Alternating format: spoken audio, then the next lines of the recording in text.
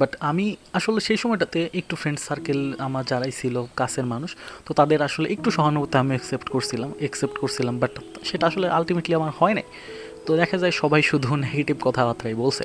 তো দেন সেখান থেকে জাহাঙ্গীরনগর পরীক্ষা আসলো। তো আলহামদুলিল্লাহ জাহাঙ্গীরনগর পরীক্ষাতে আমার র্যাঙ্কিং চলে আসলো। আলহামদুলিল্লাহ ওইখান থেকে আমি একটা ভালো সাবজেক্ট পাই। তো দেন সেখান থেকে আমি আবার পরে আমার এএফএমসির পরীক্ষা ছিল, যেটা এএফএমসির পরীক্ষাটা আমি দিই। এএফএমসির পরীক্ষা তো আমার কুমিল্লা সেনা মেডিকেলে হয়ে গেছিলো। তো তারপরে আমার লাস্ট যেটা আসলে অ্যাগ্রির আগে যে পরীক্ষাটা ছিল, আমি অ্যাগ্রির পরীক্ষাটাও দিলাম। অ্যাগ্রির পরীক্ষাতেও বেশ আমার আলহামদুলিল্লাহ একটা ভালো পজিশন চলে আসলো এবং সব কিছু বিবেচনা করে আমি অ্যাগ্রিতে ভর্তি হইলাম। তো আসলে আমি তোমাদের কাছকে যেটা বোঝাইতে চাচ্ছি, তুমি লাইফে অনেক খারাপ সিচুয়েশনে পড়বা, আসলে তুমি সেখানে অনেক মানুষের বা তুমি তাদেরকে পাশে চাবা, বাট আসলে আলটিমেটলি তুমি তাদের পাশে পাবা না।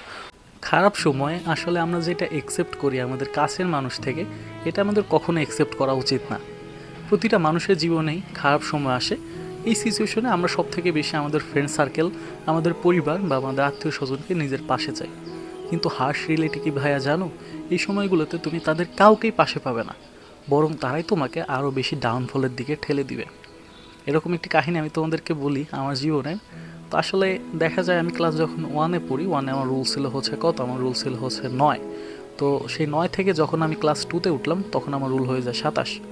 তো সেই দিন আমাকে অনেক বকাবকি করা হয়, আমার আব্বু আমাকে অনেক বকাবকি করে, আমার এখনও মনে আছে। আসলে আমাদের খারাপ স্মৃতিগুলো বেশি মনে থাকে। তো তারপরে ক্লাস 2 থেকে আমি মোটামুটি একটা পড়াশোনা শুরু করি। ক্লাস 3তে আমার রুল হয়ে যায় 11, ক্লাস 4-এ হয় আমার 6, 5-এ হয় 3। তো সেখান থেকে মোটামুটি ভালোভাবে পড়াশোনা শুরু হয়। ক্লাস 5-এর পিএসসি পরীক্ষা দিলাম, সেখানে আলহামদুলিল্লাহ প্লাস পেয়েছিলাম। তো তারপরে ক্লাস 6, 7, 8 সবই গেল। ক্লাস 8-এ যখন আমি, তখন তো জিএসসি দিব, তো জিএসসি তো মোটামুটি আমার গোল্ডেনের প্লাস আসলো। তো তারপরে ক্লাস 9-10 থেকে আসলে ভর্তি হইলাম আমাদের এই গ্রামে যে কলেজ স্কুলটা ছিল সেইখানে। ভর্তি হওয়ার পরে মোটামুটি সেখান থেকে পড়াশোনা শুরু করলাম। ক্লাস 9-10 পর্যন্ত আসলে কোনো সমস্যা হয়নি, সে খুব ভালোভাবে আমার পড়াশোনাটাকে চালিয়ে যেতে পেরেছি। এবং ক্লাস 10-এ এসএসসি পরীক্ষা দিলাম, এসএসসির সময় বেশ ভালো আমার রেজাল্ট হলো, গোল্ডেন এ প্লাস আসছিলো আলহামদুলিল্লাহ। বাট আমার সমস্যা যেটা হলো আর কি, আমি আসলে ক্লাস 8 থেকে আমি কলেজ চয়েস রাখছিলাম আমার আদমজি, যে আমি যেখানে পড়ি না কেন আমি আমার আদমজিতে পড়বে, এর বাইরে আসলে পড়বো না। তো ফলস্বরূপ আমি নটরডেমের কোচিংও করলাম, বাট আমি আসলে পড়ি নাই, কারণ আমার ইচ্ছা হচ্ছে আদমজি। তো বাড়ির লোকের আসলে কথার অমান্য হয়ে, অবাধ্য হয়ে বলা যায়, আমি আদমজিতে ভর্তি হইলাম। তো দেন আমি আদমজিতে যাই, একটা রিলেশনে জড়ায় যাই, যেটা সত্য কথা। তো জড়ায় যাওয়ার পরে আসলে দেখা যায় নতুন নতুন যখন ফোন পাইছি, আমি কলেজেও যাই না, আমি কথাও বলি না কারোর সাথে, আমি কিছুই করি না, লাইক আমি সারা দিন শুধু ফোন আর ফোন। লাইক আমি 3 থেকে 4 দিন পর্যন্ত বাইরেও যাই না, কিছুই করি না, লাইক একদম পুরো একটা সাইকো মতো হয়ে গিয়েছিলাম আমি।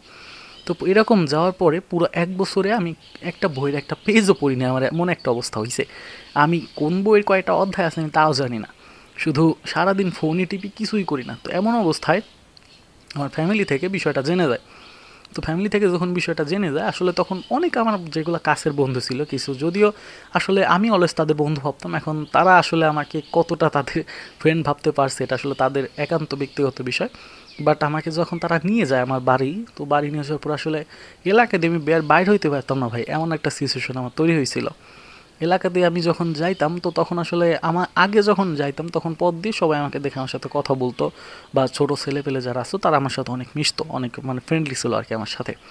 কিন্তু এই ঘটনা যখন হইল, আমি যখন বাড়িতে গেলাম, বাড়িতে যাই যখন এই পথ দিয়ে যাওয়া আসা করি, তো আমি দেখলাম ভাই আমাকে না আসলে পথে ঘাটে লাইক লিটারেলি সমালোচনা হচ্ছে, লাইক এই টাইপের অনেক কথাবার্তা, যে ছেলে বাইরে গিয়ে নষ্ট হয়ে গেছে।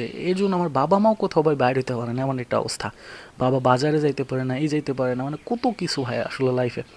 তো দেন আসলে আমার মামার বিয়ে তো আমি অ্যাটেন্ড করি নাই, যে লাইক যদি এখানে যাই তাহলে আমাকে নিয়ে অনেক কথা হবে। মানে আসলে কি বলবো, একটা মেন্টাল একটা ট্রমার মধ্যে আমি। তো আমি আসার পর আসলে যেখানে আসলাম, আর তখন এমন একটা সময় আসলে, সেই সময় কোথাও কোনো কলেজে সিট নাই, একদম একটা মফস্বলের কলেজে ভর্তি হইলাম। আসলে যেটাই হোক আমি আল্লাহর কাছে অনেক শুকরিয়া আদায় করি যে হয়তোবা সেদিন ওই কলেজটা আমি পাইছিলাম, সেখান থেকেই যাই হোক আমি অনেক ভালো কিছু করতে পারছি। তো দেন বাড়ি আসলাম, সবার অনেক কথাবার্তা যে ওকে দেওয়ার হবে না, ওকে আর পড়ায়ও না, ওর দ্বারা কিছুই হবে না। এর বাইরে যাও আমার আব্বু আমাকে পড়াইলো ভাই। আসলে জীবনে বাবা মা ছাড়া আসলে তোমার আপন কেউ নাই।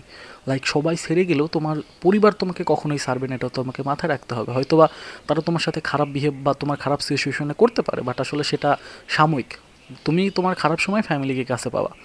তো দেন সেখান থেকে আসলে কি করব, সেখান থেকে পড়াশোনা মোটামুটি শুরু করলাম। এর ভেতরে অনেক কাহিনী, আরেকদিন সেটা বলবো, আজকে জাস্ট তোমাদের আমি কিছু রিয়েলিটি বলতেছি। তো দেন সেখান থেকে পড়াশোনা করলাম, এসএসসি দিলাম, এইচএসসি দিলাম, সরি ভাই, এইচএসসিতে মোটামুটি আমার A+ আসলো।